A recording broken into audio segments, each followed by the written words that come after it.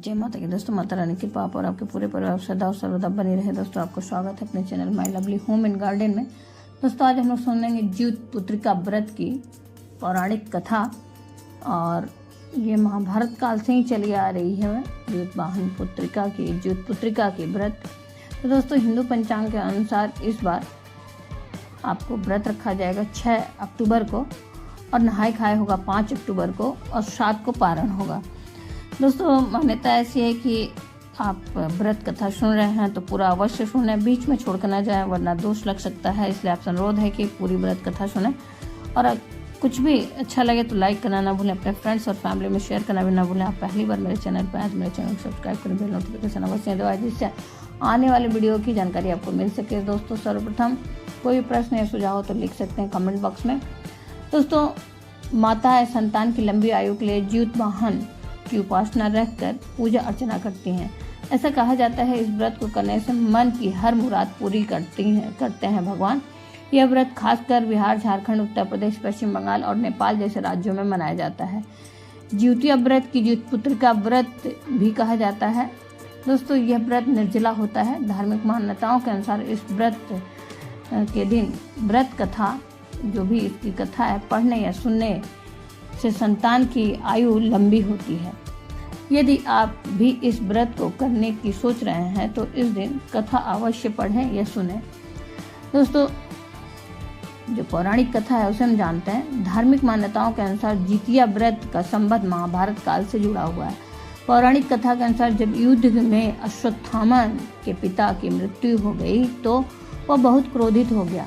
पिता की मृत्यु के बाद बदला लेने के लिए वह पांडवों के शिविर गया और उसने वहां जाकर 5 निर्दोष लोगों की हत्या कर दी। उसे लगा कि वह 5 लोग पांडव थे, लेकिन उसकी इस गलतफहमी की वजह से पांडव जिंदा बच गए। जब पांडव अश्वत्थामा के सामने आए तो उसे पता चला कि उसने पांडवों की जगह द्रौपदी के 5 पुत्रों की हत्या कर दी थी। अर्जुन को जब इस बात का पता चला तो वह बहुत क्रोधित हुए और उन्होंने अश्वत्थामा को बंदी बनाकर उससे दिव्य मणि छीन ली। इस बात का बदला लेने के लिए अश्वत्थामा ने अभिमन्यु की पत्नी उत्तरा के गर्भ में पल रहे संतान को मारने की योजना बनाई। उसने गर्भ में पल रहे बच्चे को मारने के लिए ब्रह्मास्त्र चलाया, जिसकी वजह से उत्तरा का गर्भ नष्ट हो गया।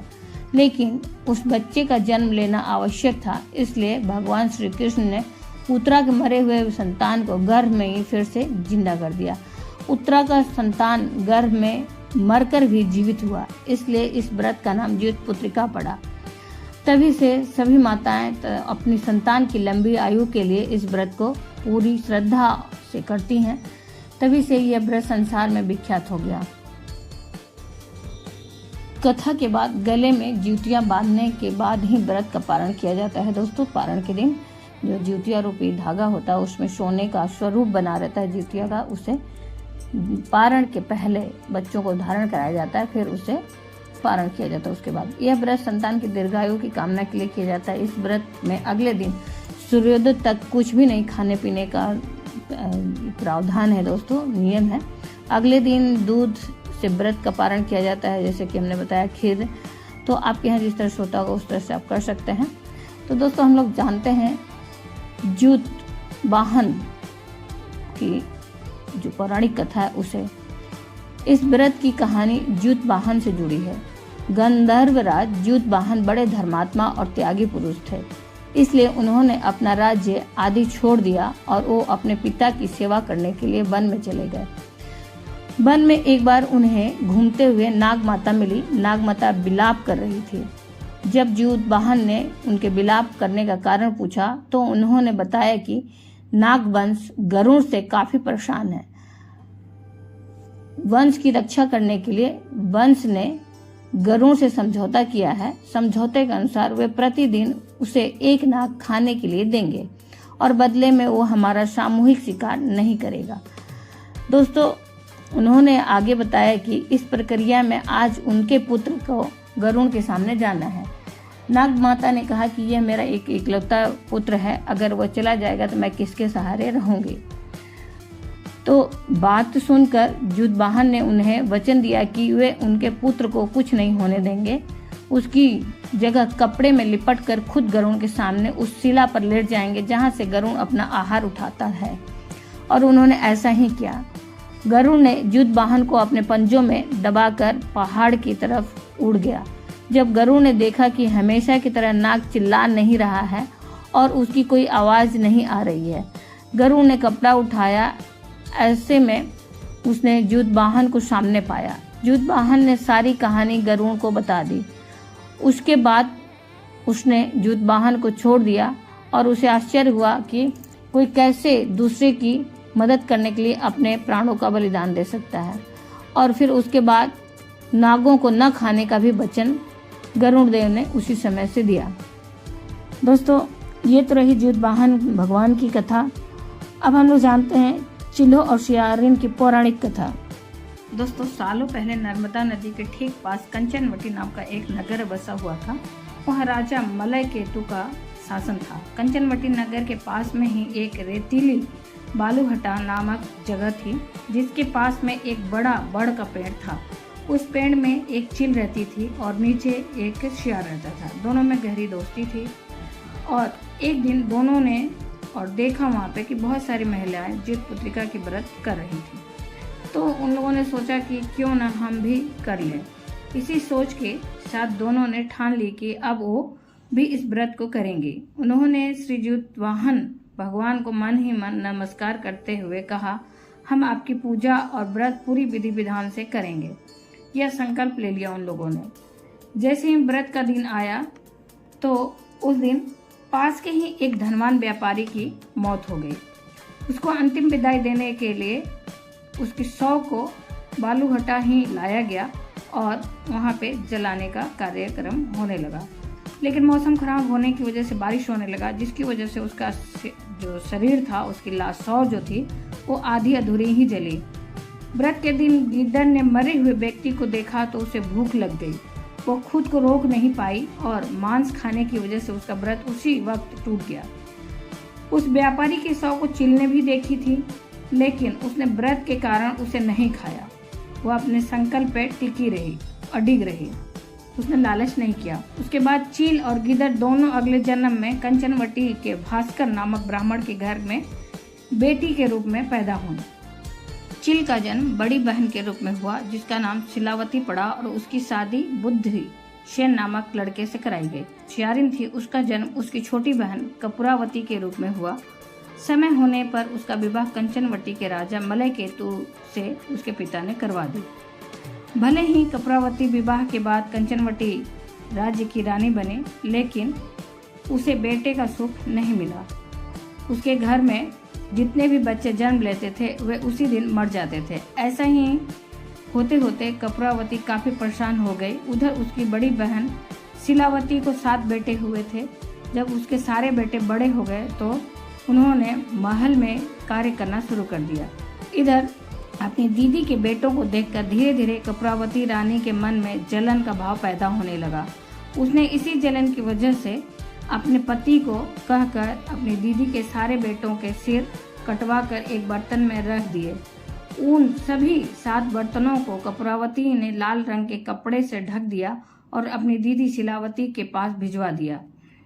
इधर भगवान ज्यूतवाहन भी ये सब देख रहे थे। उन्होंने रास्ते में ही सभी 7 भाइयों के सिर को धड़ से जोड़ दिया और अमृत छिड़क कर उन सारे को जिंदा कर दिया। सभी भाई अपने घर चले गए और उस बर्तन में भगवान की कृपा से फल भर गए। उधर कपूरावती अपने दीदी के घर से शोक समाचार मिलने का इंतजार में बैठी हुई थी। जब कोई संदेश नहीं आया तो वो खुद ही शिलावती के घर चली गई। वहाँ जैसे ही उसने अपनी दीदी के सारे बेटों को जिंदा देखा तो वो हैरान हो गई और कुछ देर बाद उसने दीदी शिलावती को अपनी हरकत के बारे में बताया। उसने कहा कि किस तरह से उसने बर्तनों में उसके बेटों के सिर काट कर डाल दिए थे और जोर जोर से रोने लगी। तभी शिलावती को अपने पिछले जन्म के सारे बातें याद आ गई। वो अपनी छोटी बहन को उसी पेड़ के पास लेकर गई जहां वो दोनों पहले रहा करते थे। उसने कपूरावती को पिछले जन्म में रखे जितिया व्रत की पूरी कहानी सुनाई। यह सब जानते ही कपूरावती ने उसी वक्त अपना दम तोड़ दिया। इस प्रकार से राजा को तुरंत शिलावती ने इस बात की जानकारी भिजवाई। अपनी पत्नी के बारे में दुख भरा समाचार मिलते ही राजा वहां पहुंचे और कपूरावती को उसी पेड़ के नीचे अंतिम विदाई दी। दोस्तों, इस कहानी का हमें एक सीख मिलता है कि बुरे कर्म कभी भी पीछा नहीं छोड़ते, गलत कामों की सजा को भोगना ही पड़ता है। दोस्तों, आइए एक और व्रत की कथा सुनते हैं। एक समय की बात है, एक महिला और पुरुष रहते थे और उनके बहुत अच्छी ज़िंदगी चल रही थी उनके, लेकिन एक बात का दुख था कि उन्हें कोई संतान नहीं था। लेकिन बहुत लंबे समय के बाद उन्हें एक संतान की प्राप्ति हुई और उनकी ज़िंदगी बहुत अच्छे तरीके से चलने लगी और उनका व्यापार भी बहुत अच्छा चलने लगा। कुछ समय के बाद उस बच्चे की मृत्यु हो गई। उसकी जीवन आयु कहा जाए कि बहुत छोटा था। फिर उसके बाद उनके घर में फिर से दुख व्याप्त हो गया और दुख व्याप्त होने की वजह से उनका सब कुछ डिस्टर्ब होने लगा, सब कुछ में दिक्कत आने लगा। इस प्रकार से उसके पति के व्यवसाय में भी दिक्कत आने लगा और उसका व्यवसाय बंद हो गया। और पत्नी का हालत तो ये था कि बच्चे की याद में वो हर समय बच्चे का नाम लेके पुकारते रहती थी और पागल की तरह हो गई थी। लेकिन कुछ समय बाद उसका पति बोला कि तुम यहीं रहो, मैं शहर को जाता हूँ और कुछ पैसे कमा कर आता हूँ।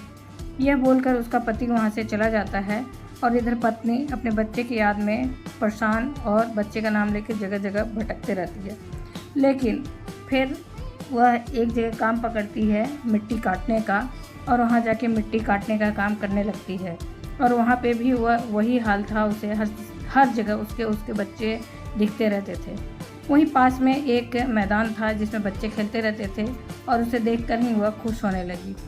इस तरह से उसकी ज़िंदगी बीत रही थी और उसके पति का कुछ पता नहीं था। बहुत समय धीरे धीरे बीत गया और एक बार वह मिट्टी काटते काटते एक टोकरी में मिट्टी भरती है और उस मिट्टी से एक बच्चे का पुतला बनाती है और उस बच्चे के साथ वह उसी तरह से व्यवहार करती है जिस तरह से एक जीवित बच्चे के साथ किया जाता है। उसे खिलाना, पिलाना, सुलाना और सब कुछ उसके साथ करने लगती है और उसी से वह अपनी ज़िंदगी बिताने लगती है। उसी को लेके काम पे जाती थी अपने पीठ पे बांधकर और इस तरह से उसके दिन बीतने लगे। और इस तरह करते करते एक दिन वह जा रही थी तो रास्ते में उसने देखा कि बहुत सारी महिलाएं जितपुत्रिका व्रत कर रही थी। तो उसने पूछा कि बहन, आप ये जो कर रही हैं वो क्या कर रही हैं? तो सब लोगों ने बताया कि ये बच्चे की लंबी आयु और उसके अच्छे स्वास्थ्य और उसके उज्जवल भविष्य के लिए इस व्रत को हम लोग कर रहे हैं। तो इस प्रकार से उस महिला ने भी संकल्प लिया कि मैं भी इस व्रत को रखूँगी। एक पुत्र तो मेरा मर गया है, लेकिन ये जो मेरा मिट्टी का बच्चा है उसके सलामती के लिए मैं इस व्रत को करूँगी। इस प्रकार संकल्प लेके वह व्रत करने के लिए तैयार हो गई। अब जब जो पुत्रिका का व्रत का समय आया तो वह व्रत रखी, विधि विधान से सारी नियम को पूरा की, नहाए खाए की, फिर निर्जला व्रत रखी और दूसरे दिन वो पारण की। इस प्रकार से विधि विधान से व्रत करने संपन्न की। फिर वह अपने काम पे जाती रही उस बच्चे को लेकर। एक दिन वह जा रही थी तो उसके पीठ पर बच्चा बंधा हुआ था, तो वह कुछ उसके पीठ पर महसूस हुआ कि कुछ हलचल हो रही है, लेकिन उसे विश्वास नहीं हुआ। उसे लगा कि ये मिट्टी का पुतला कैसे हिल सकता है, ऐसा हो ही नहीं सकता। लेकिन कुछ दूर और गई, फिर उस बच्चे की रोने की आवाज़ सुनाई दी। तो वह अपने कपड़े को खोलकर, अपने आंचल को खोलकर उस बच्चे को देखती है तो वह बच्चा जीवित हो गया था। तो उसे लग गया कि यह सब जीवित भगवान की वजह से हुआ। तो वह जीवित भगवान की जयकारा लगाने लगी और धन्यवाद देने लगी। इधर उसका पति जब ये व्रत रखी तो वह वहाँ से आने के लिए भी तैयार हो गया था। वो वहाँ से चला शहर से, तो रास्ते में चोर उसके सारे धन को चुरा लिए, जो कुछ धन इकट्ठा किया था चुरा लिए। और इस प्रकार से वह आगे बढ़ने लगा तो एक बुजुर्ग उसे रास्ते में मिलते हैं और कहते हैं मुझे भूख लगा है, कुछ खाने को दो। तो वो बोलता है कि मेरे पास जो भी था वो तो सब चोर चुरा ले गए, लेकिन ये थोड़ा सा सत्तू है, आप इसे खा लीजिए। तो वह उन्हें सत्तू दे देता है। तो वह बुजुर्ग जो है उसमें से आधा सत्तू खाते हैं और आधा उसे वापस कर देते हैं।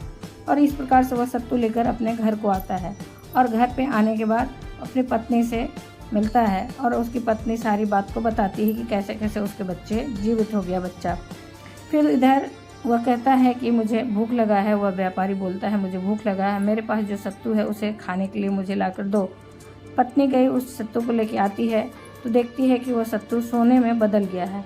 तो यह देखकर वो बहुत खुश होती है और पति पत्नी दोनों जूत महाराज की जय जयकार करने लगे और जूत महाराज का वह हर साल नियम से व्रत करने लगे। इस प्रकार से जिस तरह से भगवान उस व्यापारी और उस महिला, दुखियारी महिला की ज़िंदगी को बदले, उस तरह से कहानी सुनने और कहानी कहने और हुक्कारे भरने वाले की ज़िंदगी जय हो जूत वाहन महाराज की। आइए दोस्तों चलते हैं अगली कथा की ओर। एक समय की बात है जब कृष्ण भगवान द्वारिका में रहते थे।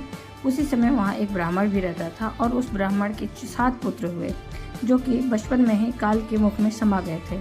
और वह पूजा पाठ करते हुए श्री कृष्ण भगवान से प्रार्थना करता है, विनती करता है कि आपके राज्य में अगर कोई दुखी रहे तो कैसे होगा। तो भगवान कहते हैं कि इस बार तुम्हारे पुत्र होगा और उसकी आयु सिर्फ 3 वर्ष की होगी, लेकिन तुम सूर्य देव के पुत्र जीवित वाहन की पूजा करो, उससे तुम्हारे पुत्र की आयु बढ़ जाएगी। तो वह सपरिवार जीवित वाहन भगवान की सूर्य देव की आराधना करने लगते हैं। तो इस प्रकार से जब वो सूर्य देव खुश होते हैं और प्रसन्न होकर उसे अपने गले से एक माला उसके पुत्र में को पहनने के लिए देते हैं और वह पुत्र को धारण करा देता है।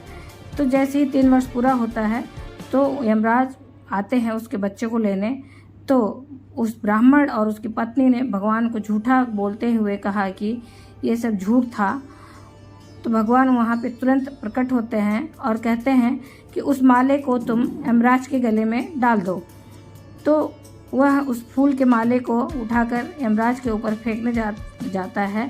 तो यह देखकर यमराज वहाँ से भाग खड़े होते हैं और वहाँ पे उनकी छाया रह जाती है। तो उस छाया पे उस फूल के माले को फेंक दिया गया, जिससे वह छाया शनि के रूप में हो गई और वह शनि भगवान कृष्ण की प्रार्थना करने लगे और क्षमा याचना मांगने लगे। तब भगवान कृष्ण उसकी क्षमा याचना से प्रसन्न होकर उसे आशीर्वाद देते हैं और कहते हैं कि तुम पीपल के वृक्ष पर निवास करो। तभी से शनि की छाया, शनि का निवास पीपल के वृक्ष पे हो गया दोस्तों। इस प्रकार से भगवान ने उस ब्राह्मण के पुत्र के प्राणों की रक्षा की और उसकी आयु लंबी की। तो बोलिए जूत भगवान की जय। जिस प्रकार से जूत भगवान और श्री कृष्ण जी ने उस ब्राह्मण के पुत्र की लंबी आयु की, उसी प्रकार से सभी कहानी कहने, सुनने और हुक्कारे भरने वाले के बच्चों की और उनके पति की आयु भगवान लंबी करे। दोस्तों ये तो रही 5 ज्योतिया की व्रत कथा। उम्मीद करते हैं ये सारी कथा आपके लिए उपयोगी और अच्छी होगी। अगर उपयोगी है तो लाइक करना ना भूलें, क्योंकि आपका एक लाइक हम लोगों के लिए बहुत ऊर्जा देता है और जिसकी वजह से हम लोगों को हिम्मत मिलता है, प्रेरणा मिलता है नई नई जानकारियों को लाने के लिए। और अच्छी और उपयोगी है तो अपने फ्रेंड्स और फैमिली में भी शेयर करिए। आप पहली बार मेरे चैनल पर आए हैं तो मेरे चैनल को सब्सक्राइब करिए, बेल नोटिफिकेशन अवश्य दबाइए, जिससे आने वाले वीडियो की जानकारी आपको सर्वप्रथम मिल सके। दोस्तों फिर मिलते हैं एक नई जानकारी के साथ नई वीडियो में। तब तक के लिए जय माता की, माता रानी की कृपा और आपके पूरे परिवार में सदा और सर्वदा बनी रहे। दोस्तों ज्योतिया की बहुत सारी शुभकामनाएं दोस्तों। धन्यवाद दोस्तों।